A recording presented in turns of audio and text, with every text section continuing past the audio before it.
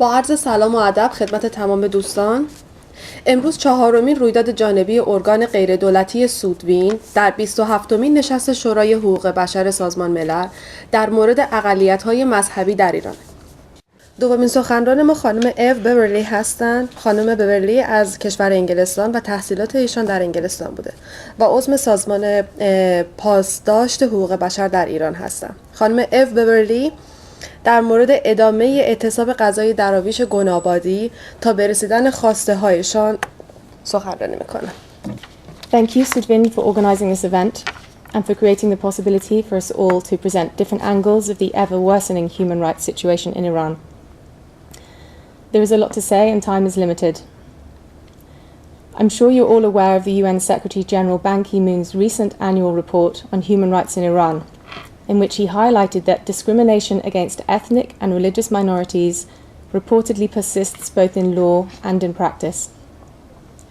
So I'd like to focus for the next few minutes on the continuing discrimination of the Nematollahi Gonabadi Dervishes and the ongoing harassment of certain individuals by forces within the regime's establishment, causing much suffering amongst this religious minority, similar to all other religious minorities, as we've just heard, in Iran, which are regarded as enemies and spies.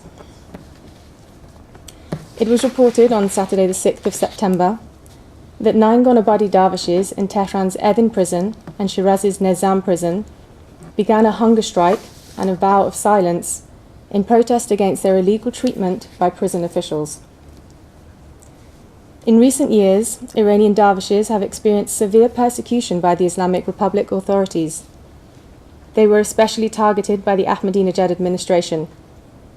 The Rouhani administration, which took power last year, has promised to improve conditions for ethnic and religious minorities in the country.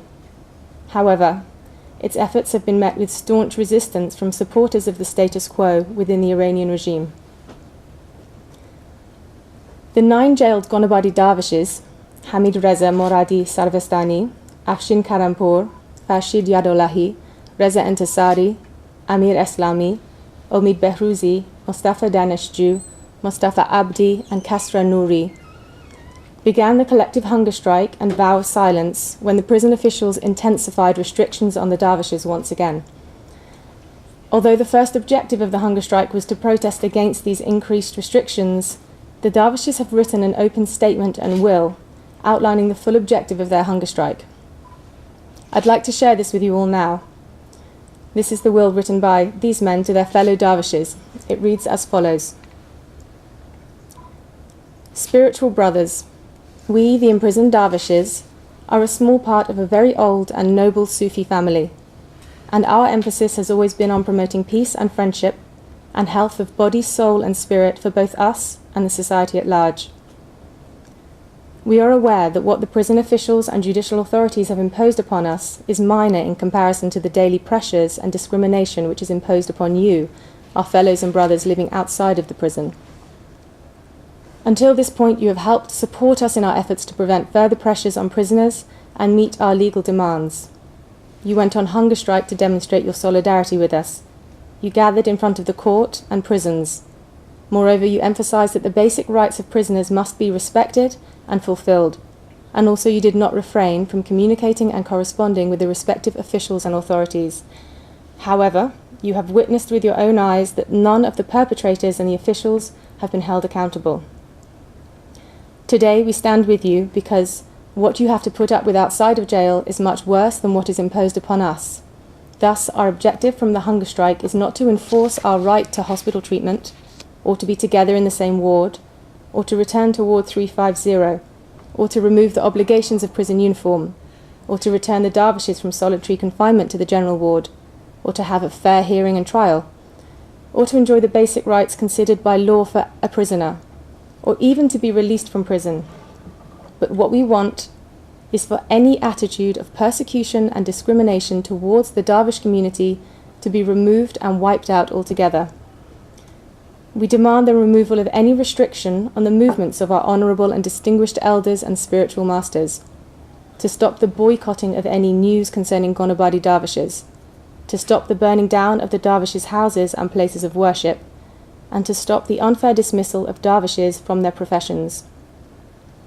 Our demand is to have a society which bestows life and soul on the people, not destroys it in the name of religion. To see a society in which religion does not eradicate the tranquility and peace of its inhabitants, rather it should be a harbinger of peace and serenity. Spiritual brothers, those of you who fight for the rights of others, we, the imprisoned dervishes, state that as long as there is an attitude of persecution and discrimination towards dervishes, and there is no explicit response from accountable high-ranking officials towards the violation of the rights of dervishes over the years, and also no end to the hostilities of the ignorant clergy in the uniform of religion towards the spiritual followers of Sufism, then we shall continue our hunger strike, because this time we have written our testaments and we are willing to die. The following paragraph is the testaments. Spiritual brothers of the Nematollahi Gonabadi Sufi order, free men and women worldwide. These enemies who abuse the law under the name of religion are slowly torturing us to death. We shall not die as a result of this hunger strike, rather we will be killed.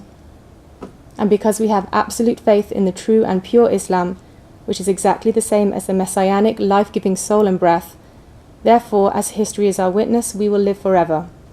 As a request of our testament, we want all free men and women worldwide, in particular Gonabadi Dervishes, to follow up our complaint and put all perpetrators and officials related to the tortures and cruelties on trial. Since the release of this statement and testament, it was reported on Thursday the 11th of September that the ward of two of these dervishes, Mustafa Daneshju and Reza Entasari, was violently raided under the pretext of an inspection, and many of their personal items were destroyed. It seems, therefore, that their brave and desperate cries for justice and equality, expressed in their will to die for the cause, has fallen upon deaf ears. So, to quote Ban Ki-moon's report once again, President Hassan Rouhani's promises of greater freedoms for the Islamic Republic have not resulted in any major improvements regarding human rights and freedom of expression. I would add, instead, that it has come to light that the justice system, under the authority of Sadegh Larijani and Mohsen Ejei, is in fact one of injustice, which continues to harass, torture, and kill people by the same methods used under Ahmadinejad. They have even increased their activities of verbal slander. It is also worth mentioning that recently the Minister of Information and Security, Mahmoud Alavi, called upon teachers to focus not only on the knowledge and examinations of their students, but to watch them closely and ensure they don't deviate to the wrong path of the dervishes. In conclusion, it seems that the Iranian establishment is playing a game with the international community. They show signs of softness to the outside world, but continue to apply brute force within. Thank you very much.